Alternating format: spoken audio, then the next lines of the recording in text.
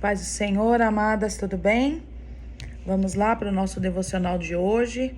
Nós estamos acompanhando o livro Livre, Leve, Forte. Nós já estamos na parte da página 16.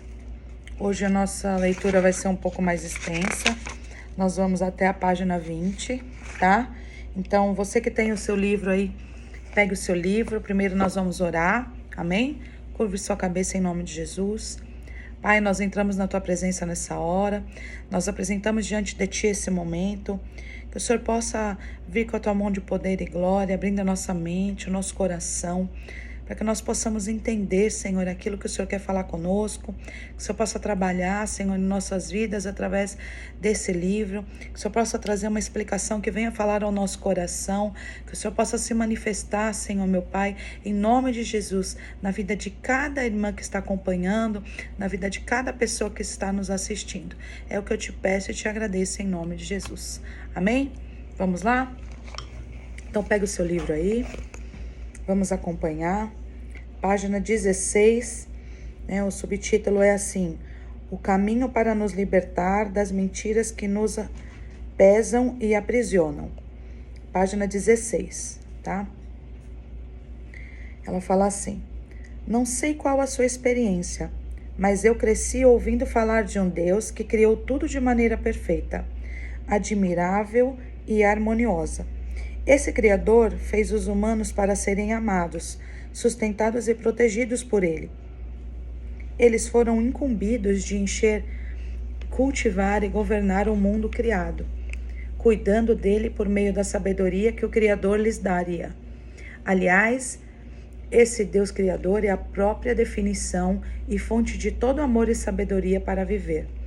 Mas algo aconteceu, na página 17.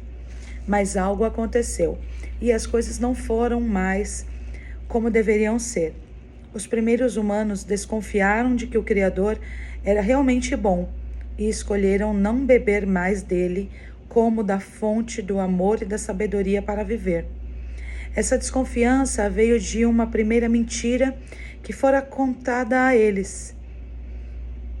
Ele está escondendo algo, e vocês poderiam encontrar amor e sabedoria sem depender dele.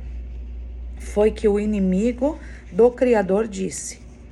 Eles se rebelaram contra o Criador e cavaram poços para encontrar amor e sabedoria com o seu próprio entendimento. Rejeitaram-me como fonte de amor e sabedoria para viver. Quando os primeiros humanos tomaram essa decisão, instalou-se em seus corações os sentimentos de medo, de vergonha, de culpa e desconfiança. Esses sentimentos são consequências de algo que corrompeu todo o sistema operacional da humanidade e da criação, um vírus chamado pecado. A humanidade passou a viver competindo, retendo e acumulando o bem da vida para si, abusando do outro e do resto da criação. Criou personagens, se escondeu atrás de armaduras e passou a conviver utilizando armas em vez de amor. Desde esse fatídico dia, algo se quebrou dentro de todos nós, herdeiros desde os primeiros seres humanos, e fez com que tivéssemos visões distorcidas de quem nós somos, de quem é o Criador e de como nós deveríamos viver. Todos nós, sem exceção, nascemos neste estado de rebelião contra o Criador.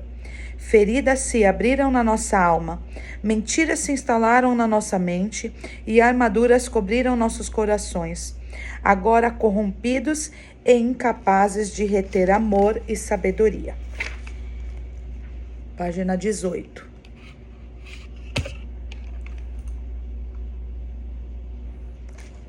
O medo, a vergonha, a culpa e a desconfiança que todos nós sentimos não nascem nos nossos corações, somente como uma consequência de experiências e traumas que acumulamos durante a vida. Esses sentimentos são inerentes à nossa condição humana, corrompida pelo vírus mortal do pecado, ou seja, desde o nosso nascimento, eles já estão instalados em nossos corações.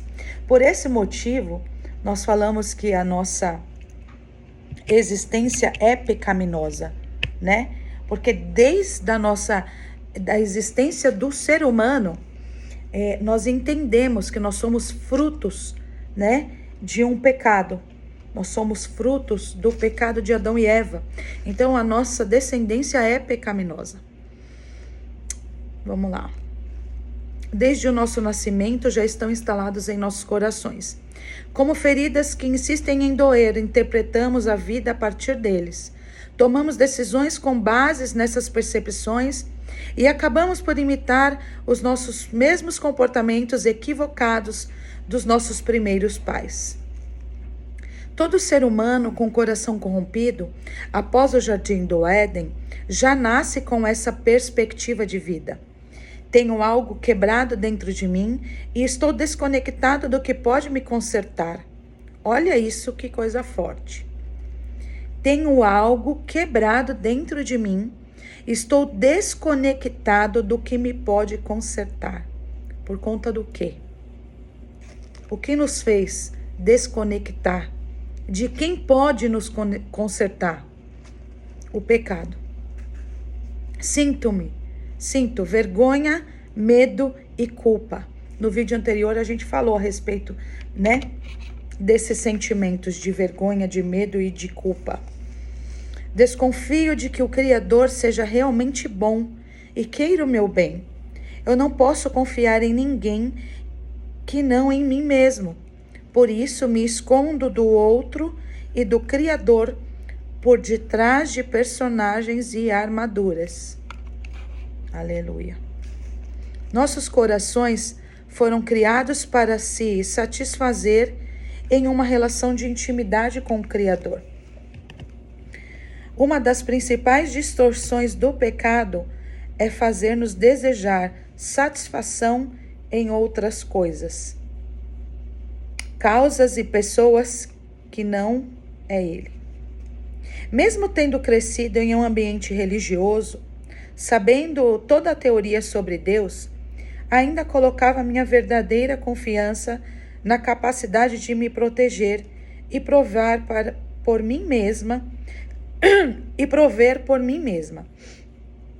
Eu sabia quem Deus era, mas eu não bebia dele como fonte de amor e sabedoria para a minha vida. Eu quero que você grife aí no seu livro essa frase. Aqui, cadê?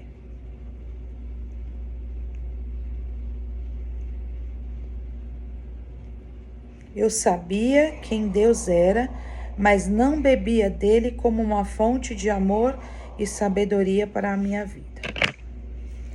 O que eu sabia sobre Deus ainda não havia feito morada dentro das convicções mais profundas de mim.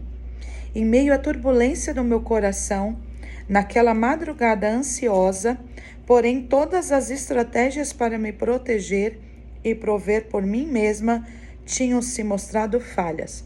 Ou seja, aqui ela ainda fala daquela madrugada que ela teve aquela crise de ansiedade, aquela crise de pânico.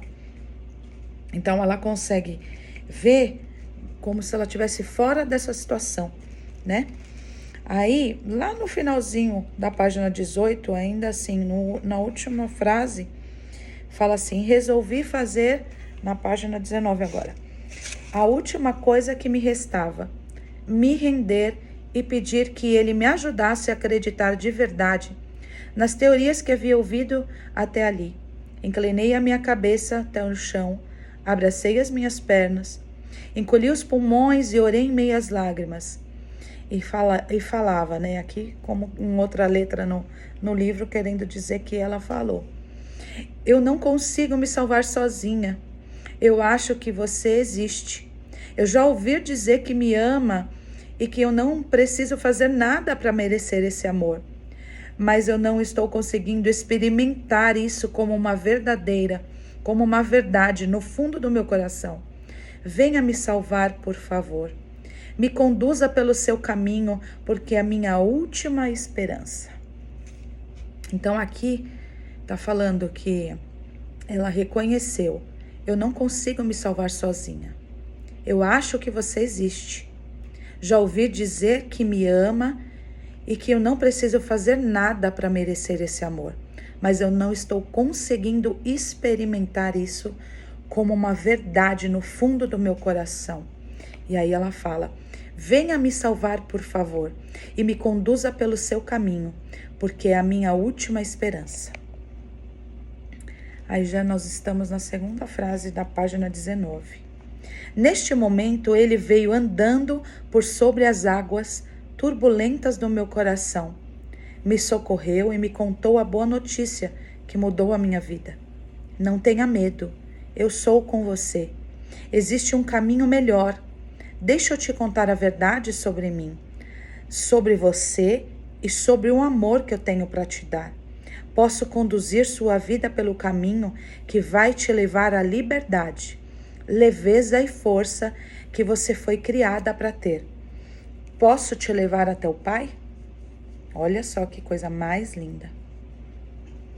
Aí nos fala assim na terceira frase: quem me desafogou naquele momento foi o próprio Filho do Criador. Ele que, mesmo sendo divino, resolveu virar pele, osso, cabelo, carne e sangue e viveu por certo período de tempo como um de nós, seres humanos corrompidos em rebelião contra o seu Pai.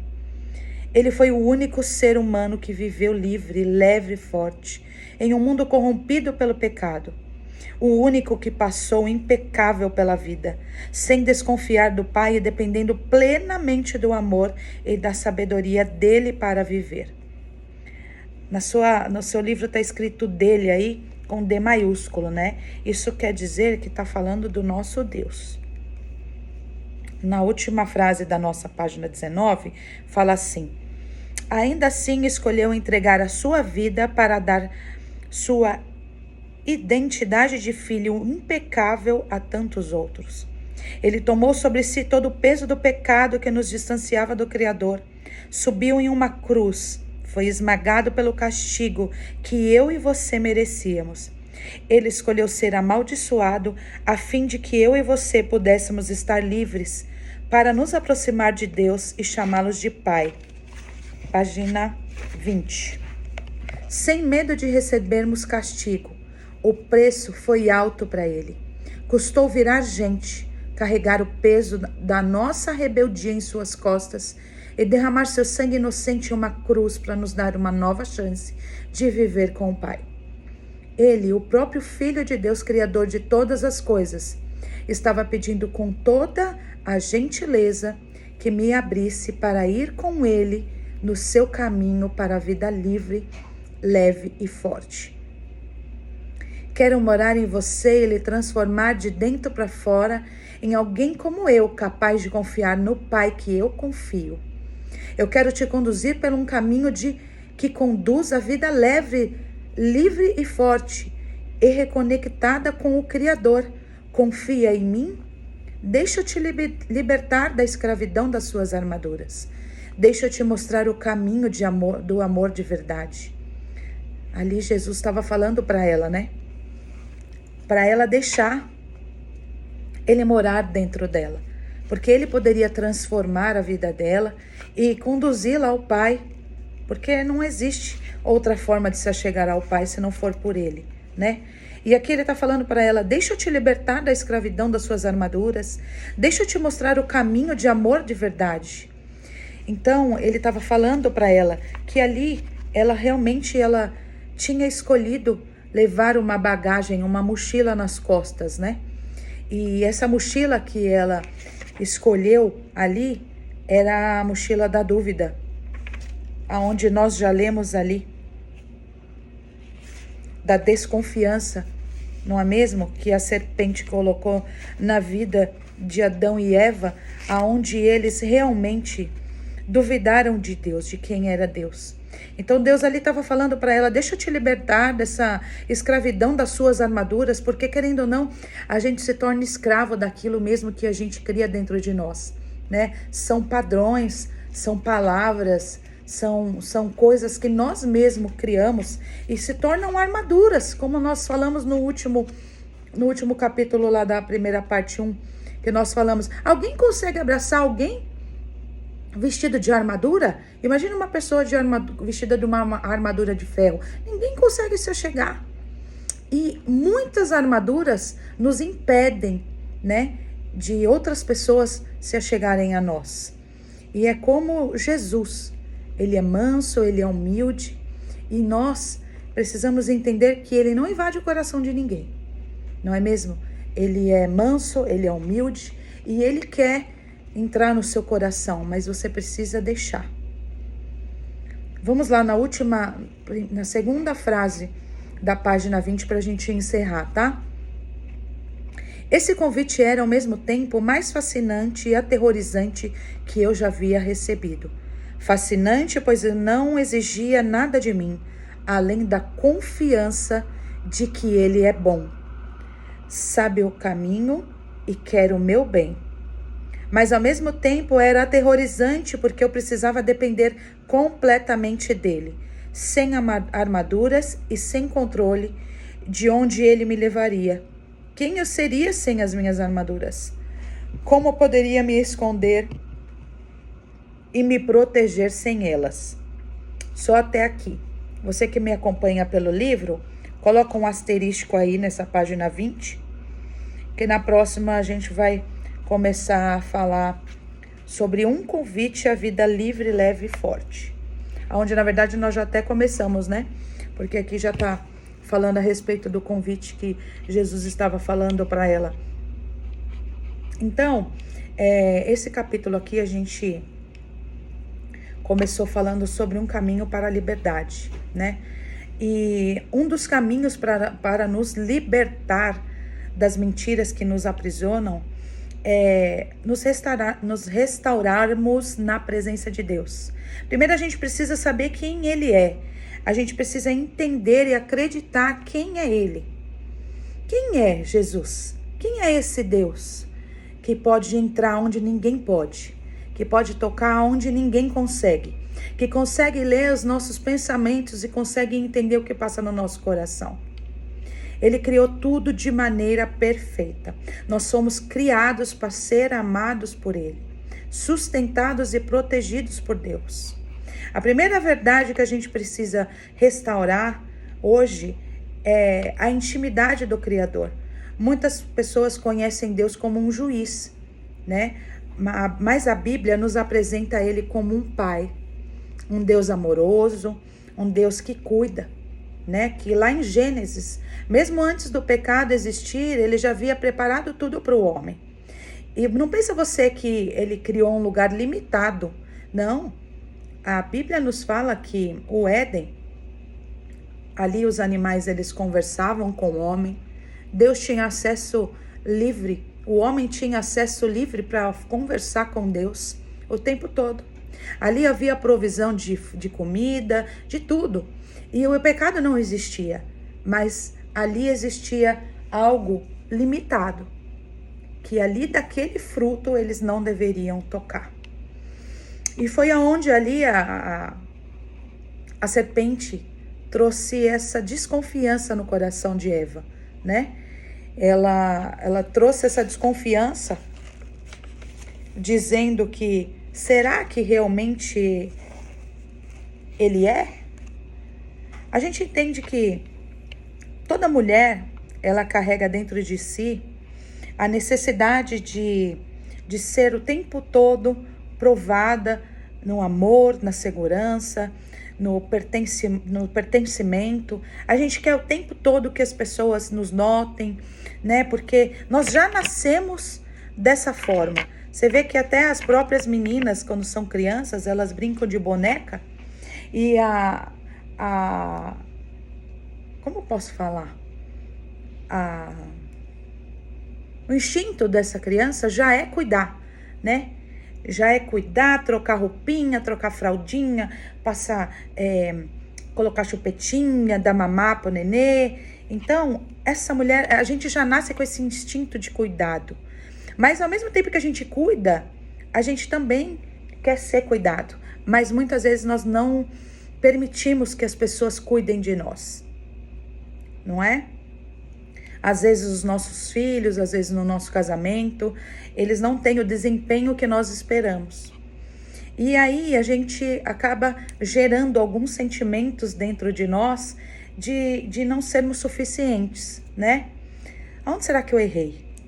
O que será que eu fiz que realmente eu não tenho esse retorno? Porque a mulher sempre pensa, né? Eu sempre fiz, eu sempre cuidei, mas não tenho reconhecimento. E às vezes a gente precisa de algo que só Deus tem para nos dar. Esse sentimento, às vezes, é preenchido somente por Deus. Porque muitas vezes a gente vive situações onde a gente não tem respostas e nós não vamos ter respostas. Nós não nascemos para ter respostas de tudo, né?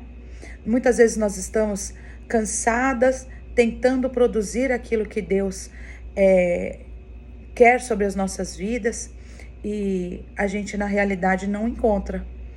A gente procura resposta, mas a gente não encontra. E aí nós vamos criando mais armaduras dentro de nós, porque nós vamos criando aquela armadura da insuficiência. A gente vai achando que nós não somos suficiente, né? E a palavra que o livro fala para nós, que o problema da humanidade nunca começou nas atitudes, mas começou na desconfiança. A serpente não atacou primeiro Eva, ela atacou a imagem que Eva tinha de Deus, dizendo para ela: foi assim que Deus te disse? Então, a primeira mentira não foi sobre o fruto, foi sobre o caráter do pai. O inimigo sugeriu que Deus estava escondendo algo bom deles. E até hoje ele continua fazendo isso no nosso meio. Ah, se Deus fosse bom, se Deus me amasse, se Deus estivesse comigo, eu não viveria isso não aconteceria comigo. Foi até falado ontem na palavra lá na igreja, né? Mas nós vivemos fruto das nossas escolhas, porque a consequência ela vem para as nossas vidas independente. E muitas pessoas pensam que as consequências serão lá num outro lugar, talvez no inferno ou no céu. Não, nós vamos pagar aqui mesmo. É aqui que nós vamos ter a consequência das nossas escolhas. Quando ela fala que se Deus fosse bom, se Deus me amasse, se Deus estivesse comigo, ela gera uma dúvida dentro do coração. E assim somos nós.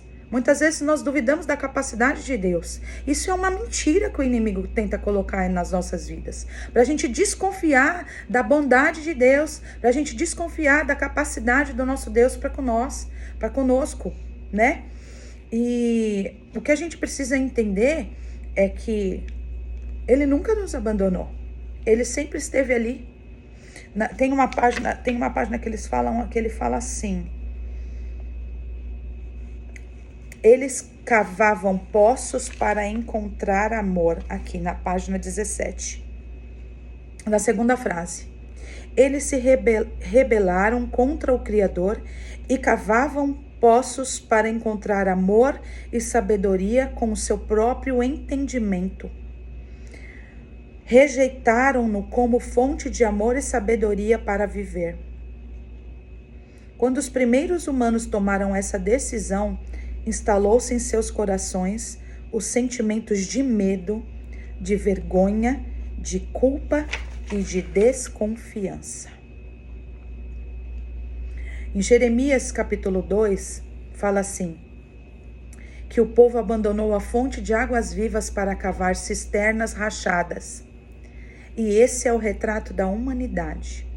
Quando nós deixamos Deus de lado, nós começamos a cavar os nossos próprios poços. Oi, meninas. Eu tive que parar o vídeo ontem porque eu estava gravando e a minha cliente chegou, então não deu tempo de eu terminar e a gente vai terminar hoje. Só mais um pouquinho a gente acaba já essa segunda parte desse primeiro capítulo. E nós paramos ali na página 17, onde nós falamos que eles se rebelaram contra o Criador, cavaram poços para encontrar amor e sabedoria com o seu próprio entendimento, né? Então, nós vamos falar um pouquinho sobre essa parte, porque ali é onde onde ela diz que o ser humano deixou de acreditar em Deus e começou a cavar os seus próprios poços, né? Procurando o que precisava para viver. A grande realidade é que muitos de nós mergulhamos no nosso próprio eu e achamos que somos suficientes para resolver aquilo que a gente gostaria de resolver sem a ajuda de Deus, né? E algumas pessoas cavam poços em lugares e são bem-sucedidas.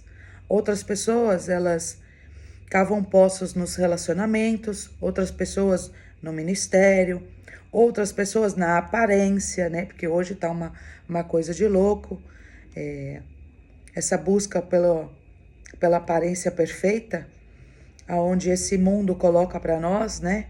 Só é bonito quem é magro, magérrimo e tudo lá em cima, tudo durinho, tudo perfeito. Esse é o padrão do mundo. Então, muitas de nós mergulhamos em situações aonde a gente não consegue se sustentar, né? Porque quanto mais a gente cava, mais a gente quer beber. Quanto mais a gente cava, mais a gente quer sentir sede. Nós não fomos criados para beber da nossa própria água. Nós somos criados para beber a fonte de Deus. Porque quem bebe da água que Deus dá, não tem sede. E quanto mais a gente procura, a gente nunca encontra, né? Então o livro fala ali para nós que antes do pecado, Adão e Eva, eles estavam nus. Eles não tinham vergonha. Mas depois do pecado, imediatamente eles se viram em uma condição de querer se esconder. Então eles costuraram folhas para se cobrir, né, para se esconder de Deus. E ali eles se esconderam do Criador. Percebe-se que o efeito do pecado ali não foi se esconder de Deus, mas foi a vergonha do que eles fizeram. Porque ali acho que deve ter caído, a Bíblia não fala, mas ali deve ter caído a ficha, meu Deus, e agora? Olha o que eu fiz. Como que eu vou me apresentar diante de Deus agora? Né? Mas será que eles não pensaram? Ele está em todo lugar, ele vê todas as coisas. Ele viu o que a gente fez? Não. E a gente precisa entender que o Senhor está em todo o tempo. Ele está em todos os lugares. Por mais que a gente tenta se esconder, a gente nunca vai estar escondido, porque Ele sabe de todas as coisas. Por mais que a gente tenta cavar poços, assim como a autora disse aqui, para encontrar amor e sabedoria com o nosso próprio entendimento, rejeitando a Deus. Porque uma coisa é a gente ir para a igreja, aceitar Jesus, dizer que ama Deus, que tem Deus, e outra coisa é viver o amor de Deus. Porque ela diz aqui para nós, nesse capítulo que a gente leu, que ela não consegue viver esse Jesus. É exatamente isso o que muitos cristãos vivem hoje. Acham que pelo fato de congregarem, de estarem na igreja, de cultuarem a Deus, adorarem ao Senhor, elas já conseguem viver esse Jesus. E não é bem assim, né? Porque o nosso Deus, ele conhece a nossa intimidade. O nosso Deus, ele conhece tudo que a gente passa. Assim como lá no Jardim do Éden ele estava em todos os lugares, ele continua estando em todos os lugares aqui, né? E a gente não consegue viver representando o tempo todo. A gente não consegue viver personagens na nossa vida, porque nós não somos perfeitos, né? Quem que nunca chora? Quem que nunca passa por dias difíceis?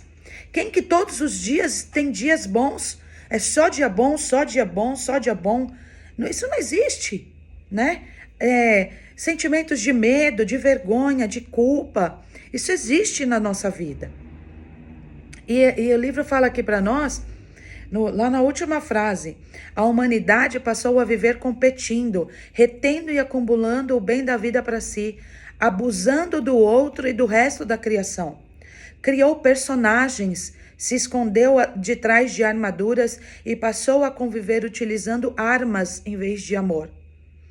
Desde esse fatídico dia, algo se quebrou dentro de nós, herdeiros desde os primeiros seres humanos, e fez com que nós tivéssemos visões distorcidas de quem nós somos, de quem é o nosso Criador e de quem nós deveríamos ser para viver.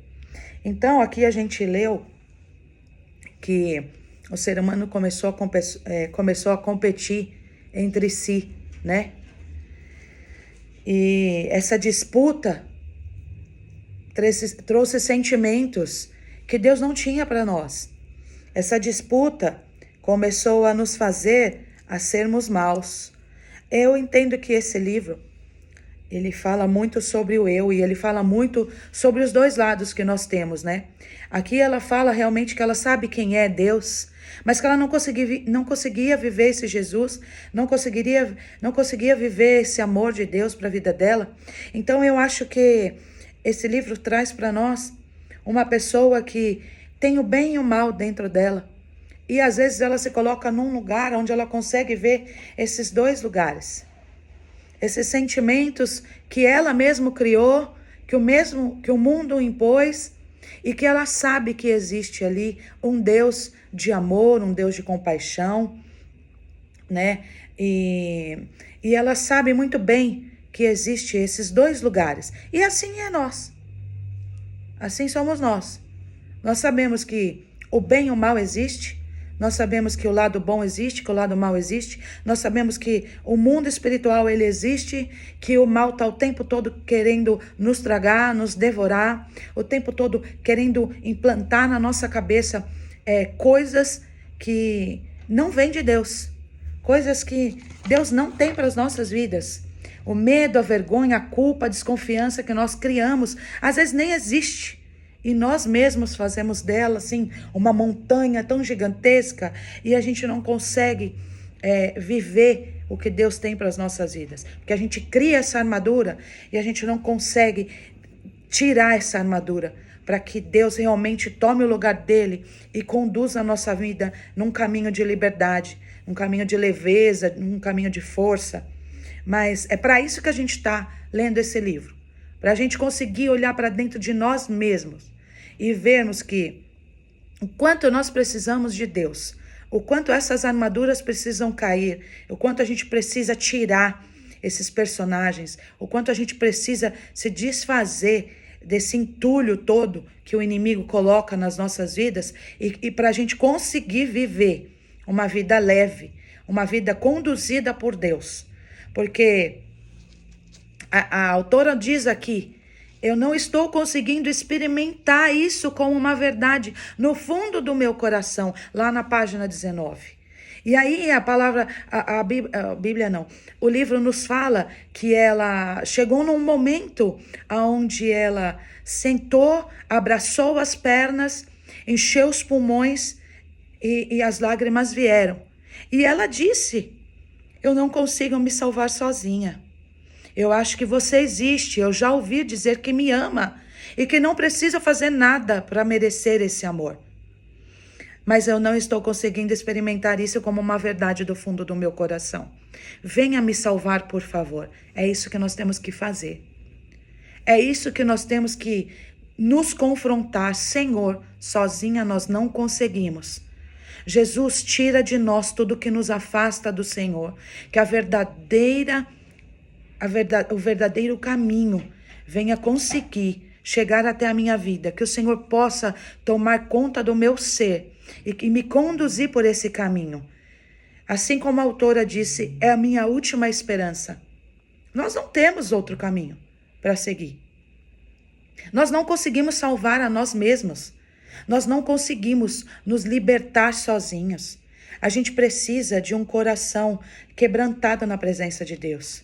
Às vezes é o que eu falei agora há pouco. A gente espera muito do marido, a gente espera do filho, a gente espera reconhecimento no nosso ministério, a gente coloca a nossa confiança no nosso próprio braço e conduz o nosso caminho tentando sobreviver, mas não é isso que Deus tem para nós. A gente tenta se competir. Entre os seres humanos, nós tentamos ser melhores que os outros e nós não fomos chamados para isso, né? O livro fala para nós que lá no início houve a desconfiança de quem era Deus. A gente não tem que ter essa desconfiança de quem é Deus e da quão potente mão que Ele tem. Porque todas as vezes que a gente entende que nós dependemos de Deus, nós acreditamos que nós não conseguimos controlar tudo.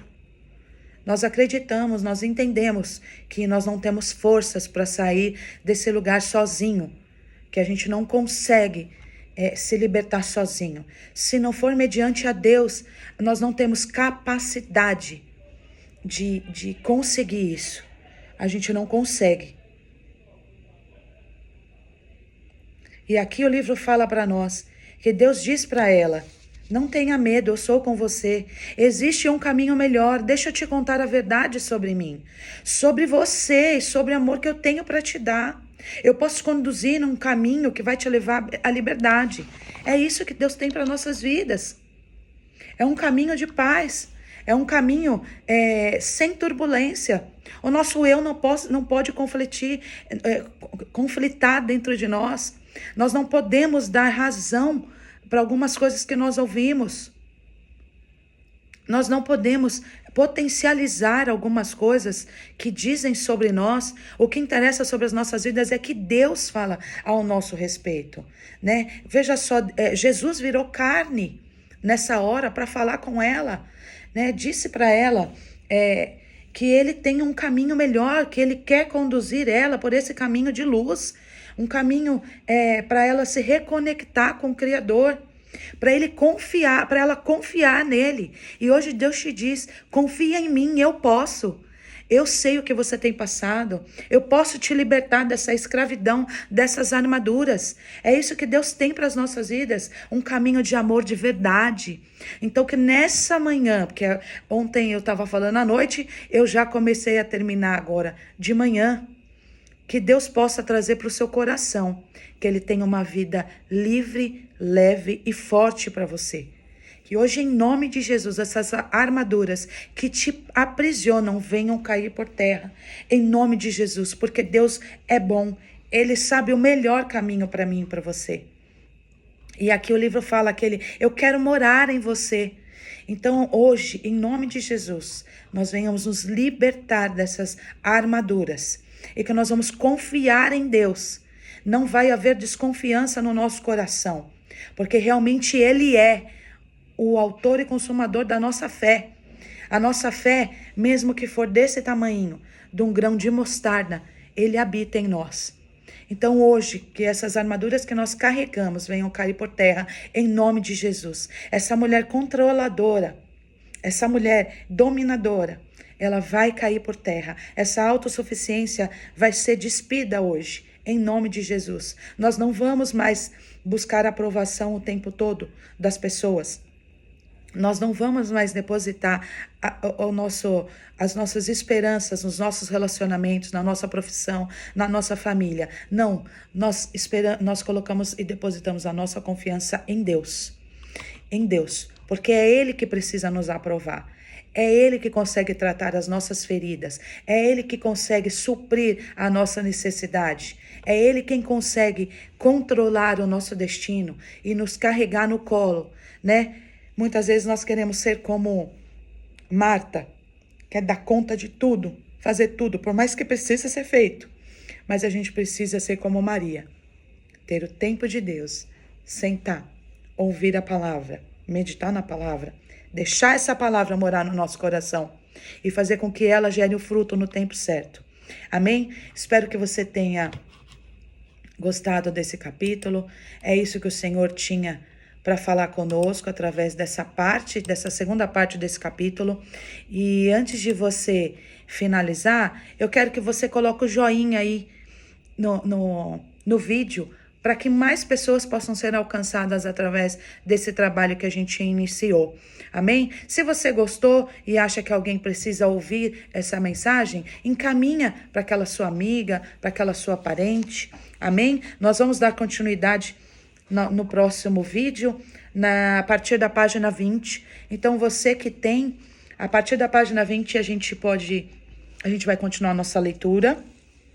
E vamos terminar até a página 23. Aí nós vamos iniciar um convite à vida livre, leve e forte. Acredito que Deus tem falado ao seu coração, tá bom? Fica com Deus, um beijo. E se você puder estar conosco mais tarde no culto, vai ser bênção. Amém? Deus abençoe, um beijo.